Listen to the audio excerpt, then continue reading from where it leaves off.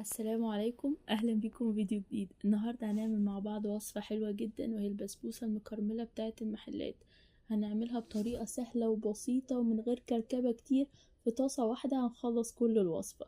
اهم حاجه تابعوا الفيديو للاخر وتتابعوا المقادير والخطوات، وباذن الله هتنبهروا بالنتيجه. متنسوش بقى لو الفيديو عجبكم تعملوا له لايك، ولو لسه مش مشتركين في القناه ياريت تشتركوا. ويلا نشوف وصفتنا النهارده هنعملها ازاي. في الفيديو ده هنبدأ نشتغل على النار على طول، وفي طاسة على نار هادية هضيف كوباية من السكر و3 معالق كبار من المية، واسيبهم يتكرملوا على نار هادية. اول ما السكر يبدأ يسيح معايا ويعمل لون عسلي كده من على الاطراف هقلبه، وافضل اقلب فيه لحد ما ياخد لون عسلي فاتح.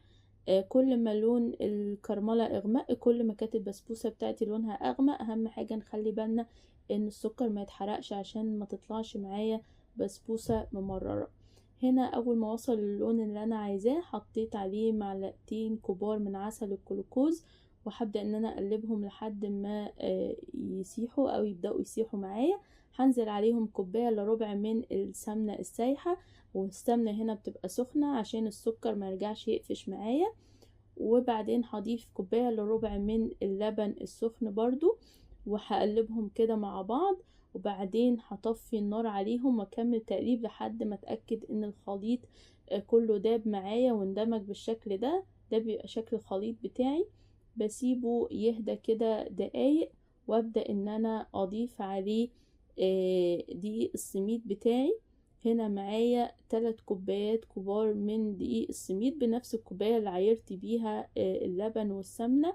زي ما انتم شايفين الدقيق خشن معايا ازاي، وكل ما كان خشن كل ما اداني نتيجة افضل. هضيفه على باقي الخليط واقلبه كده بالراحة لحد ما كل المكونات تندمج معايا. في صينية مقاس 28 دهناها بالسمنة، هنزل بالخليط بتاعي وابدأ افرده فيها. ممكن ان احنا نفرده في صينية مقاس 30 او 32، بس مش اكتر من كده. طبعا بتفرق في الارتفاع.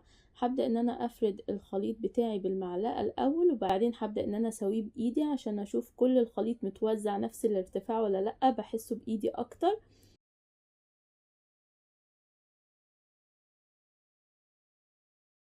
وبعد كده هبدأ ان انا انعمه بالسباتولا. وفي الوقت ده بكون مشغلة الفرن ومسخناه على درجة حرارة 240. بدخلها في رف وسط، بقعدها 20 او 25 دقيقة لحد ما تاخد كده لون فاتح. هبدأ ان انا هدي عليها النار شوية، يعني تبقى درجة الحرارة 210 او 220. هسيبها كمان 10 دقايق لحد ما تاخد اللون بتاعها الحلو. وهبدأ ان انا ألفها كل شوية عشان لون الصينية بتاعتي يبقى موحد، ما تبقاش اخده لون من جزء اكتر من التاني. هنا فردت على وشها انصاف بندق، لو حبينا سادة او بالمكسرات زي ما تفضلوا. بضغطه بالشكل ده عشان ما يطلعش بعد التسوية. وهدخلها بقى الفرن زي ما قلت لكم. في الوقت ده بقى هحضر الشربات. معايا كوباية ونص من السكر على كوبايتين ونص من المية ومعلقتين كبار من عسل الجلوكوز. وبعد كده هحطهم كده على بعض وارفعهم على النار لحد ما الشربات يبدأ يغلي معايا. هضيف عليه نص ليمونة صغيرة، وهدي النار لمدة 3 دقايق 4 دقايق. لو الشربات استوى معايا او خلص معايا قبل ما البسبوسة تستوي، هرجع اسخنه تاني قبل ما اضيفه على البسبوسة. لازم البسبوسة تبقى سخنة والشربات يبقى سخن. البسبوسة طلعت معايا اخده لون قوي زي ما انتوا شايفين كده. اخدت بالظبط معايا 35 دقيقة، 25 دقيقة على نار عالية. وهديت النار 10 دقايق كمان لحد ما اخدت اللون ده. هبدأ اضيف الشربات على طول واحدة واحدة كده، وهتبدأ ان هي تتشربه. ما اقولش كفاية والشربات كتير، لا، هفضل اضيف الشربات.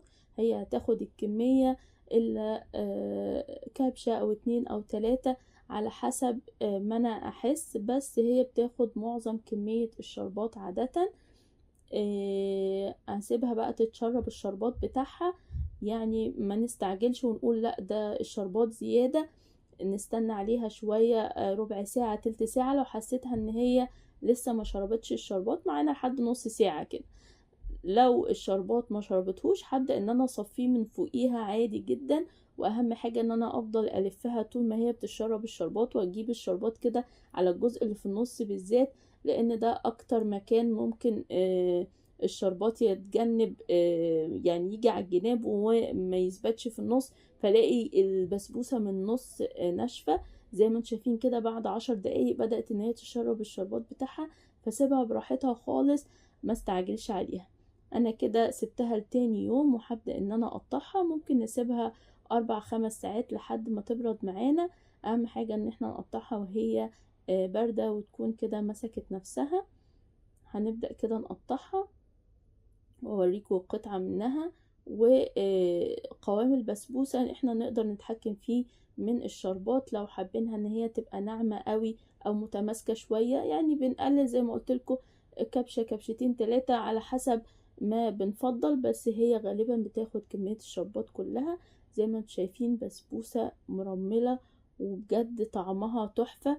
انا بعد ما بحط الشربات يعني ما بغطيهاش خالص، بسيبها تهدى كده من غير ما اغطيها عشان ما تعجنش معايا. زي ما انتم شايفين البسبوسة مرملة ازاي، وكل ما كان دقيق السميد بتاعي خشن كل ما كان ادتني ترميلة حلوة جدا. زي ما انتم شايفين ناعمة دايبة وبجد طعمها تحفة. اتمنى تجربوها وتعجبكم، وما تنسوش لو الفيديو عجبكم تعملوا له لايك، ولو لسه مش مشتركين في القناة ياريت تشتركوا وتفعلوا زر الجرس عشان يوصل لكم كل اشعارات فيديوهاتي الجديدة. ولو جربتوها بقى ما تنسوش تقولوا رأيكم في الكومنتات. والسلام عليكم ورحمة الله.